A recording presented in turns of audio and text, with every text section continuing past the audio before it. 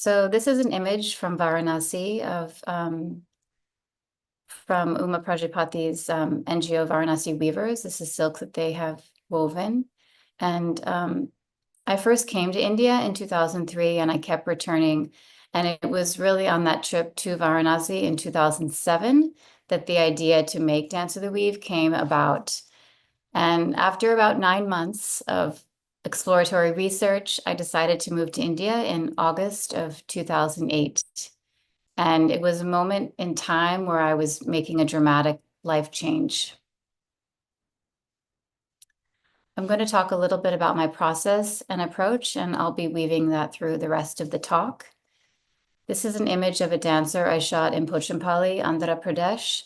She's playing with some silk threads at an ikat weaver's studio. And when I think about process, I follow my instincts. I'm really guided by a strong reaction to my gut. I love meeting people and discovering new ways of being. In a long-term project, I have learned to trust myself and the people I meet along the way.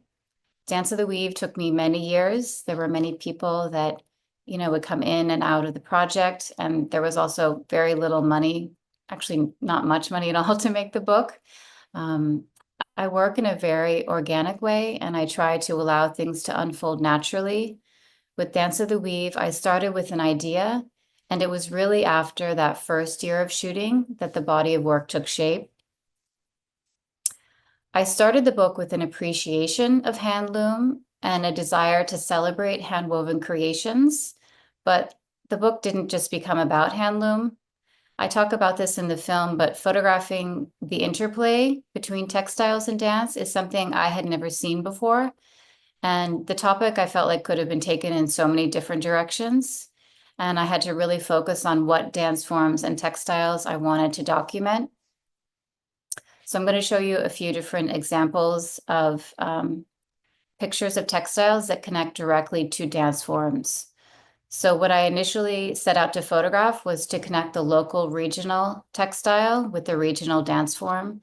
And so here are some examples. This first photograph is a Bharatanatyam dancer draped in a cotton Kalakshetra half sari for a practice session. She's photographed in Chennai. And I also spent time at Kalakshetra where they have a weaving and dye center. This next image is of another Bharatanatyam dancer photographed in a temple in Chennai, and she's draped in a Kanchipuram half sari. And I also spent quite a bit of time in Kanchipuram photographing weavers and dyers. This next image is a Kuchipudi dancer posing under warp threads in her village, which is also called Kuchipudi. And this is a rare pose moment. Usually the images I try to capture have a spirit of dance and movement to them. This next image is the book's cover, as you saw earlier. This is an Assamese Satriya dancer draped in a dhoti hand woven from Muga silk, an Assamese-made fabric. And Muga silk is the chosen fabric of Satriya monks on ceremonial occasions.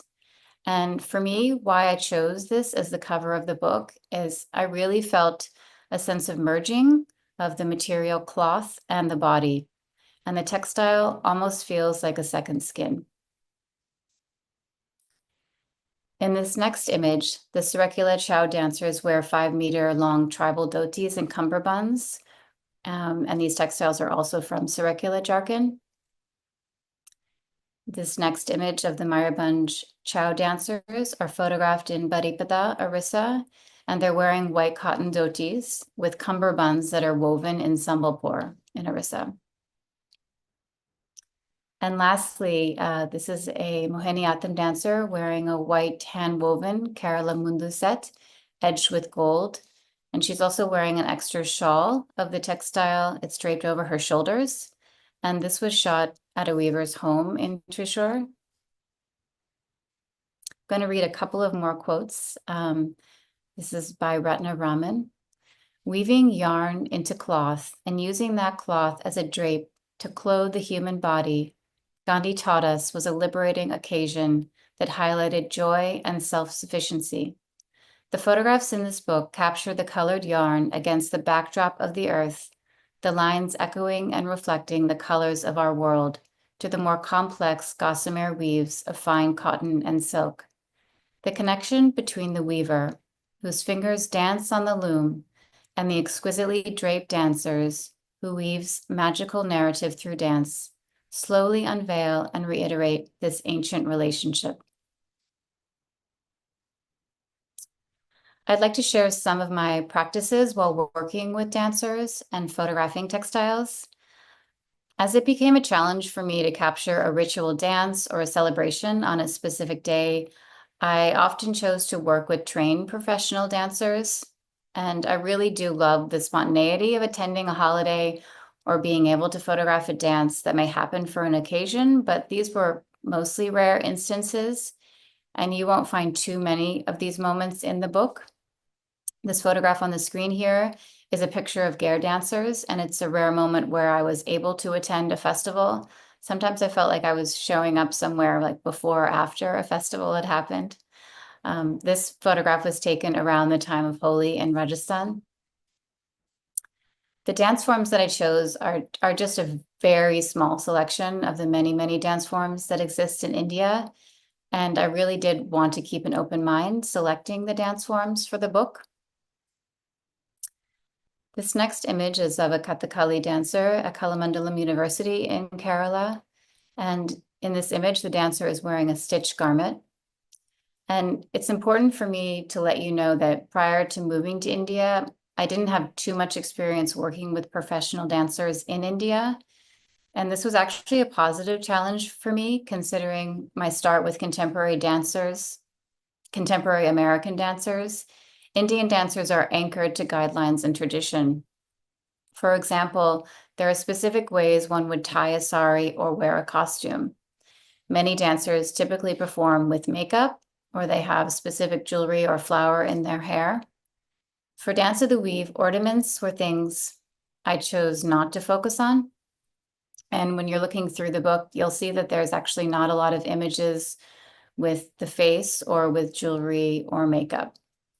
My main focus was to show how the dancer moved in their drape or garment. I love exploring the interplay between stillness and movement, and I'm also, of course, playing around with the camera's speed as well as my own speed when I'm moving around the room. Capturing movement of textile is not always an easy task, and I love to work with dancers in a collaborative way off stage. That way we can really discuss what's working, we can repeat choreography together or improvise. And it's really important for me to allow the dancer the space to move, the time to feel what she needs to feel and express herself naturally. And I do try my best not to get in the way of somebody moving. And it's definitely a dance of sorts that we do between the dancer and me. These next couple of images of Nimi Raphael were taken at a temple in Tamil Nadu. Nimi is also a dear friend and someone I've worked with several times over the past 15 plus years. I tried to capture motion in textiles here. When the dancer or textile becomes static, I can become challenged, and it's those moments that the images don't work well for me. I tried to show how the dancer inhabits a textile through her movement, and to show when cloth transcends its material nature and becomes an extension of the dancer's expression. These next couple of images are from Weaver's Studios. So that first year of shooting for the book, I was just completely enamored with weaving studios and weavers' homes, and I really did want to spend all my time there. These places became the backdrop for my pictures, and I talk about this in the film again. Weavers were often working when we visited their homes or studios, and the dancer was able to improvise with the rhythm of the loom in the background. And it was just such a beautiful thing to observe this. And we would sometimes use the loom as a prop, or we would experiment with threads that we would find.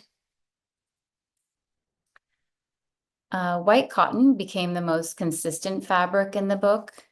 As I mentioned earlier, it's not at all accurate to say the book is just about handloom, but I did try to work with as much handloom as possible.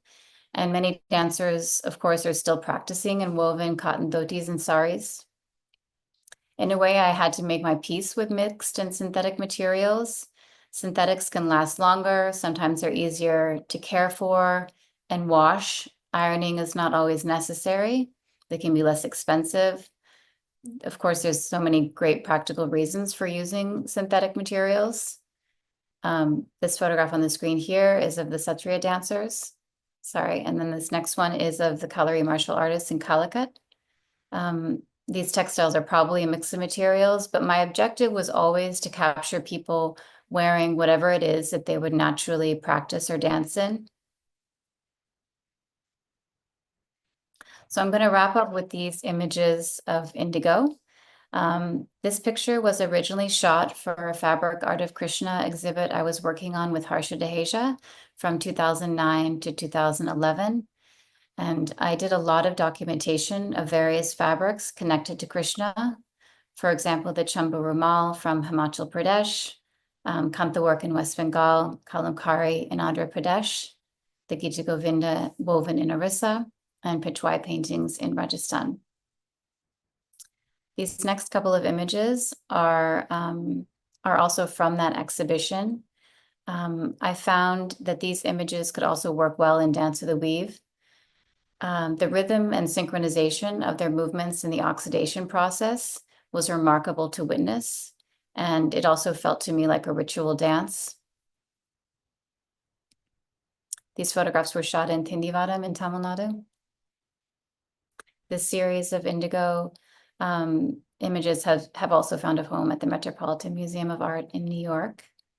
And I'm going to read another quote by Ratna Raman from her essay on indigo. The skills of the weaver or the indigo maker often go unrecognized. Human hands and feet that give of themselves with energy, with enthusiasm, and with great aesthetic grace, very often do not receive due credit for the beauty they create and selflessly sustain. We live in a global culture that puts a low premium on most physical labor. Are the men and women who toil to create this exquisite color ever paid adequately? Nor is this ceremonial ritual dance that defines their labor a part of a larger collective imagination. These photographs highlight the need to engage with the grander, vibrant, and effervescent activity of the production of indigo. This message about labor is something I continue to work with in my photography and is very much a part of a new book I'm making about cotton. So that's the end of the Dance of the Weave portion of this talk. And I'm going to talk a little bit about my next book and then some current projects I'm working on. So after I finished Dance of the Weave, I went on to make a book about the path of the yogi. Pico Iyer wrote the introduction, and I also wrote a short essay in that book. They're mostly portraits of monastics and people on retreat or living very quiet lives. You can actually see a strong connection to textiles in this book. There are simple drapes and muted colors. There's a lot of white cotton in this book as well, especially with the Jain monks whom I photographed on Bihar, walking across India for over 2 years. I'm actually still quite close with these monks. I just visited them in Gujarat earlier this year. Within Without is a book about renunciation from worldly life, and I personally went down that path to a point of deciding I did not need to take any more photographs for a time. And it was really at that point when I stopped taking photographs that I knew the book was complete and it was time to move on. After Within Without, I went on to work on a project in Yemen for the World Food Program, photographing the intricacy of food culture in Yemen. Interestingly, there are quite a lot of similarities between Yemeni cuisine and Indian foods, especially in the south of Yemen. At the moment, I'm working on 3 book projects. One is a book about religions of India. Another is on yoga, which are subjects all close to my heart. And lastly, I'd love to share a few images from a book I've been working on for the past 4 years and is nearly complete. It started as a book about US cotton, but it's become more of a global story of cotton. My passion for researching fabric and geography fueled the making of the book. On March 15th, 2020, when I was living in Mumbai at the time, when the pandemic began, I had to leave India and go back to the US to take care of my family. And later this idea for this book came about. And I wanted to learn more about the country I was born in. I wanted to find deeper value in this land and what we grow here. And cotton's relationship to the United States is as old as this country, inextricably intertwined with the rise of slavery and capitalism. But I also wanted to find beauty in the process as it exists now, whether through individuals who abstain from using machines and work with cotton by hand, and farmers who are determined to do things differently to protect the earth. I also did a series of photographs of workers in Bangladesh who use American cotton to manufacture clothes that are then shipped back to the US. Understanding how cotton played a role in perpetuating slavery in the US and how it continues to be linked to the exploitation of low-paid workers is an important part of the story. But so are moments of stark beauty to be found even in industrial farming. And what I'm really hoping to show and highlight are stories of a few remarkable farmers and textile makers who are finding sustainable ways to honor their heritage, be kinder to the land, and be kinder to people along the way. So we've reached the end of my talk, and I hope you'll be able to stay with us for the preview of this beautiful film that MAP has made. And if you have any questions, I hope that you can please save them for the end after the film. Thank you so much.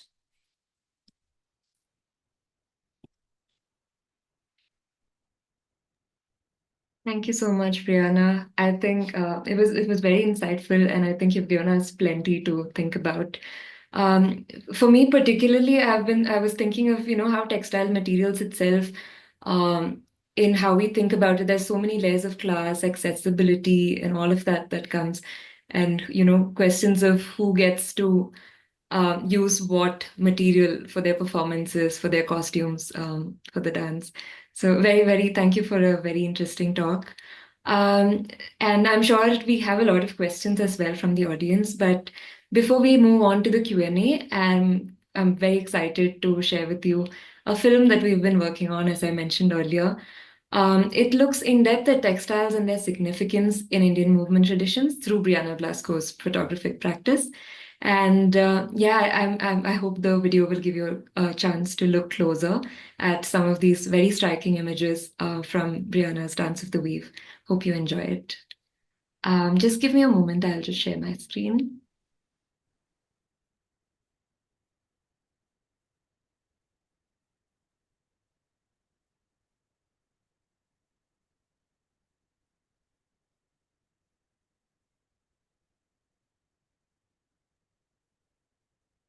Are you able to see it? Yes.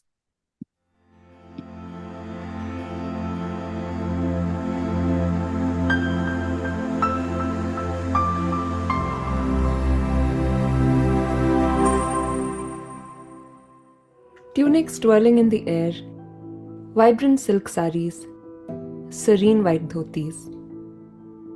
Can these textiles be considered co-performers in a choreography? Moving with the dancing body, woven or stitched fabrics worn by performers enable them to narrate stories through their various designs and colors, textures, and flows. In the South Asian context, costumes are crucial to most performing arts practices. In fact, alongside movements, gestures, speech, and facial expressions, Aharya, Sanskrit for costume, makeup, and body ornamentation, is considered one of the 4 major modes of abhinaya or expression. Rather than simply serving aesthetic purposes or creating visual spectacles, textiles also become a means to express and embody the emotions of the performance. In her book Dance of the Weave, published in 2013, American photographer Briana Blasko documents the centuries-old interaction between hand-woven textiles and traditional movement practices in India. Let's hear from Blasko herself and delve deeper into her work.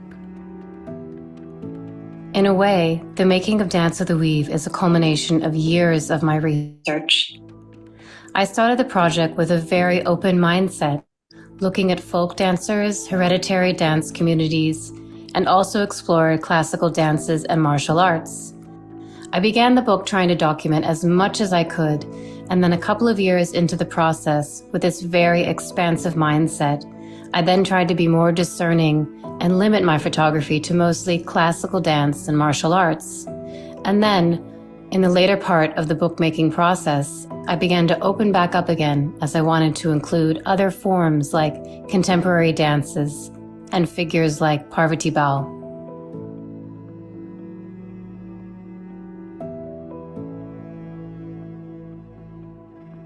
Across her photographs, Blasko's lens captures a sense of movement and materiality in conversation with each other.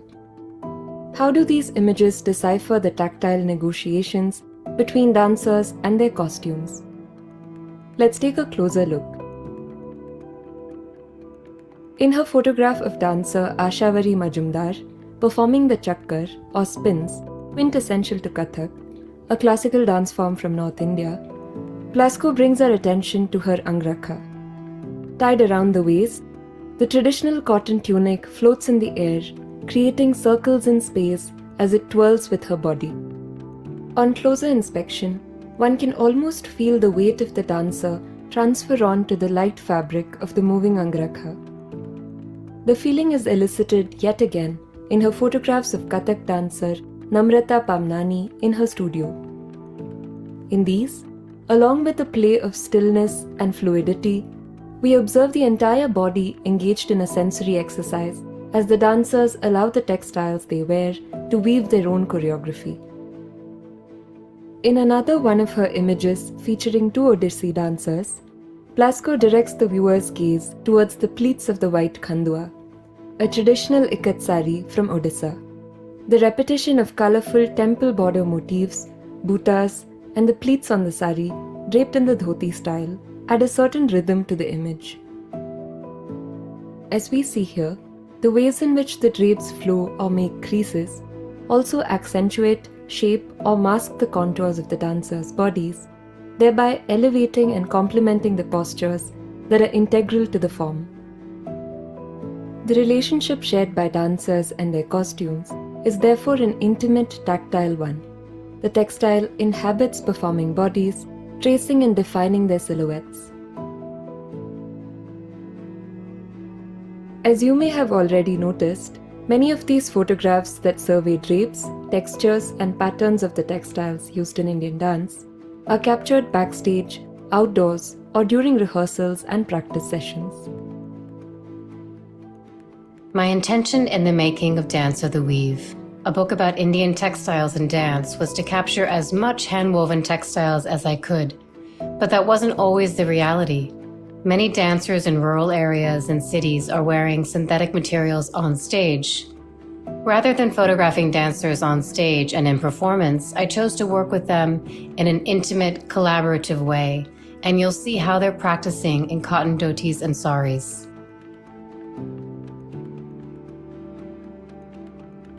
Let us now shift our focus for a moment onto the significance of color in textiles. In this photograph, we see Bharatanatyam dancer Lavanya Anant wearing a practice sari while posing in a temple with her back against the camera. The shades used in the costume of haldi or turmeric and kumkum or vermilion are regarded as auspicious and significant in ceremonial practices of women from certain communities in India. In forms like Kathakali, colors have also been used traditionally to determine a character and define their attributes. For instance, the actor portraying Krishna, one of the most revered deities in Hinduism, is depicted wearing a heavily layered yellow skirt. He wears the pacha or green makeup, indicative of his noble, pious traits. Similarly, in line with its monastic origins, Kshatriya dancers wear a white attire, often accompanied by long meters of undyed cotton cloth wrapped around their heads as turbans. Much like the off-white costume used in the Mohiniyattam dance form, the color reflects a certain simplicity and subtlety that the forms display.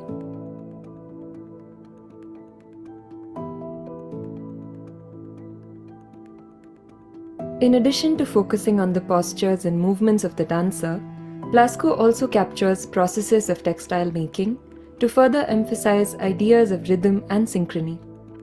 In one such image, we see a dancer pose with her brightly colored pink sari, with wooden looms from the weaver's studio in the background. I love to photograph the effort and beauty that goes into making something. The weaver's studio felt like the perfect backdrop that first year of photographing for the book. The weaver was often present working on the loom while we were taking pictures. With no music other than the rhythm of the loom in the background, the dancer improvised while we explored the movements of textile. Blasko also captures the intricate processes of dye making in a series of photographs. Her lens brings our focus onto the indigo dyers and their movement as they work in the vats. These highlight the time and labor-intensive processes of textile production. I spent a couple of days photographing the indigo laborers. On the first day of harvest, I was with women workers who were chopping down the thick, shrub-like indigo plant. After the harvest, the indigo leaves and stems were brought back to the main dyeing area, and the plants were immersed in large vats of water and soaked overnight. The next morning, the plants were removed from the water, and male laborers entered the pool of turquoise blue water. They started to move their legs in a synchronized movement, a process of oxidation which is central to the making of this brilliant blue color. With their legs in dramatic motion, the pacing and timing of their movements had a simple rhythm. After the oxidation was complete, the blue liquid thickens, the indigo cakes are made, and they are finally set in the sun for drying. Foregrounding the work of textile makers alongside those of dancers, Blasko highlights the different forms of labor and artistry that go into the creation of a performance. Across her photographs spanning many geographies and traditions, she offers a sensitive lens through which we can view textiles in the context of movement practices.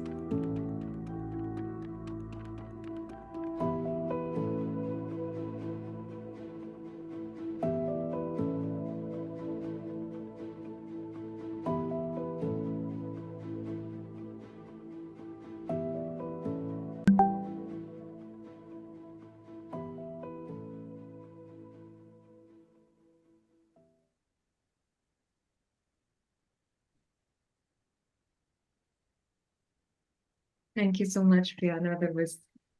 It's so beautiful to look at all your works, and there's so much in them. We can now move on to the Q&A. So in case you have any questions, you can drop them on the chat. And for your convenience, Briana, I will read them out to you. Let's do it.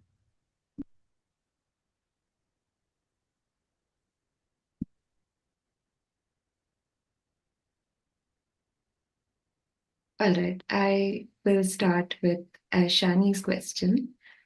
Traditional weavers who make textiles for performing artists also do so for retail for the markets. In your experience working closely with them, were you able to notice any difference in the ways in which they interacted with textiles for retail as opposed to textiles for performance? That's a great question. Unfortunately, I don't have a lot of experience at all with retail. So yeah, I'm sorry. I don't know too much. But I mean, for example, like the Mohiniyattam dancer who's wearing a white mundu set. I mean, that's a textile that's found all over Kerala, but worn by not only Mohiniyattam dancers, but many, many different people in Kerala. So I think, probably some of the dance, like the practice saris from Kalakshetra are very specific to a dancer. And I don't know if they have a retail, I don't know if that sells to other people. Yeah, I mean, I think that there are some similarities. I don't have too much experience though in retail, so I'm probably not the best person to ask, but a lot of these are just like the Muga silk, in Assam. it's a treasured fabric. It's quite expensive. So I don't know how many people buy that and wear that regularly. Um, and of course, white cotton, I think, is something that dancers wear regularly and people across India wear regularly. So that's probably the best example would be white cotton. Thank you. There's another question from Saiful. He also says, excellent presentation, illuminating. Thank you for this. I'm from Bangladesh, living in the UK. We have photographed muslin, a very fine fabric. The challenges in trying to convey the texture, the fineness and feel of the yarn or cloth, and the mood it evokes. In moving from the material to the visual world, did you also face that? I wish I could also show you a few images we took, but we can't do it over Zoom. So. Yeah, no, it's definitely, it's very challenging to photograph very fine, delicate materials. It's absolutely challenging. And my goal really was to show the movement of a fabric. So, but yes, it's absolutely a challenge to photograph very, very fine materials. But I did my best. Thank you. There's a question from Nandita Nair, I believe. What techniques or strategies do you use to capture movement, such as the rhythmic body movements involved in weaving or dance? What essential equipment or tools would you recommend for fieldwork that involves both photography and video documentation? Thank you for that question. I don't have experience with video work, but I do have experience with still. I don't shoot with a tripod, and I'm sure that that could be helpful at times. When I'm photographing a dancer who's somebody who's moving, I need to be quite mobile. So I need to be able to be moving around the room. And if the camera was fixed in one particular place, it might be more challenging for me to capture what I want to capture.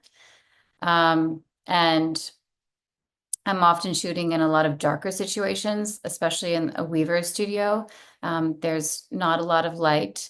And everything that you do see in this book is natural light. I don't use any artificial light. So then I will have probably a higher ISO, and I will be playing around with the camera speed too. So I think how I'm setting up my camera has a lot to do with it as well.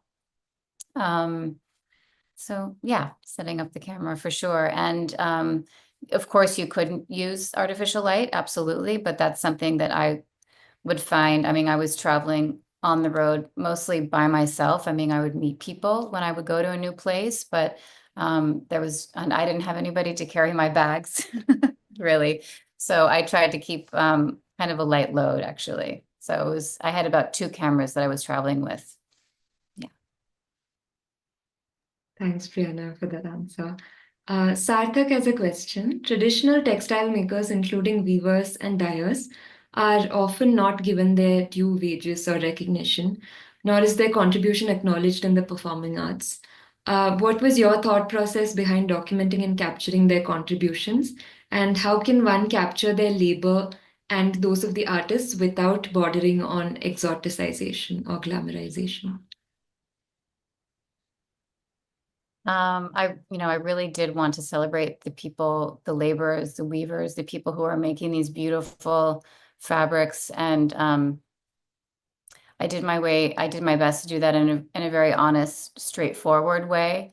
I wasn't trying to recreate a moment. I was simply, when I was photographing a weaver or somebody dying, I was doing it in a very natural way, in their space. I wasn't telling them or directing them what to do. I was simply witnessing what they were doing, and practicing.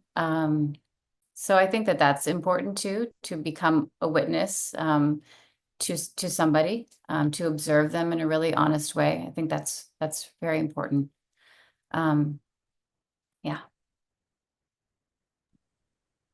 Next is from Priyanka. Thank you for the amazing presentation. Could you please suggest some ways of note making while capturing data in photographs? How do you work through them simultaneously?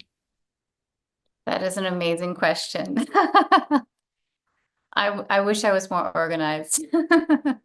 I have a notebook. I try to write, I try to write my notes in that notebook. I also do everybody that I photo, not everybody, but most, like for instance, if I'm doing a portrait with somebody, and in this book it looks very documentative, and maybe I'm just sort of catching something casually, but it usually wasn't that way. We had a very, specific meeting. We might find a location together. I was maybe in somebody's home. And so we spent quite a bit of time, talking before we would, take the picture, decide where we were going to photograph. And so I have a photo release on every person. So I have like a piece, one page on everybody. And I like to keep notes then, on that person, on that one page. And of course, then I find myself sending random notes to myself in other ways, but I usually try to keep everything in a notebook and on one piece of paper per person. It's not easy. And especially you're like, oh, I'll do it later, but that never happens. Right. There's a question from Deepankar who asks, maybe a basic question, but in most photos, the face is hidden. Is this to focus more on attire and movements? But then faces in classical dances is also a very significant part of movement or expression. Yes, that's a great question. I talk about that a bit. And a lot of people have brought that up to me. Like, the face, of course, is very important. The expression, the makeup, the jewelry, the hair, all of these things are very important. And I respect that and understand that. But really my focus in the book was to capture the drape or the garment and the body. So that really was my focus, to show that interaction of with the body specifically. We do have a couple more, so we'll just get into it. There's a question from Akshay who asks, thanks for such an insightful session, Briana. Since you mentioned you've been working in India for many years, I'm wondering if getting to know the country more closely over the years has changed the way you represent India or how you approach your work here.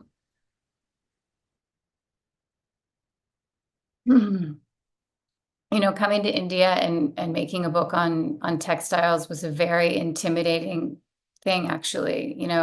I could spend the rest of my life and another couple of lifetimes researching textiles. There's just so much to learn. And I feel like I'm still a student and I'm still learning. I think that's really important for me. Yeah. There's another interesting question. How do you strike a balance between documentation and artistically capturing something? Yeah, that is a good question. So I mean, you can see a lot of my work and you can think, oh, you're just, it's a document. And yes, there is a documentive style in a lot of it. But of course, it is my artistic, expression of how I'm capturing that moment, that person. And I'm not just, I mean, for example, like those photographs of the Gare dancers, that is of a specific, occasion that's happening. Those are very documentative pictures. But mostly I was spending quite a lot of time with the dancers. We would spend maybe a day or two together. I mean, I would often go back and photograph them. I photographed people multiple times over the years. So I mean, so many of these people in the book became friends, and we're still in touch. So I built relationships with so many of the people in the book. So I think that also changes things as well. When you do get to know somebody, when you are in their home, when you're spending time with them, you're able to do maybe more than just sort of document a quick moment.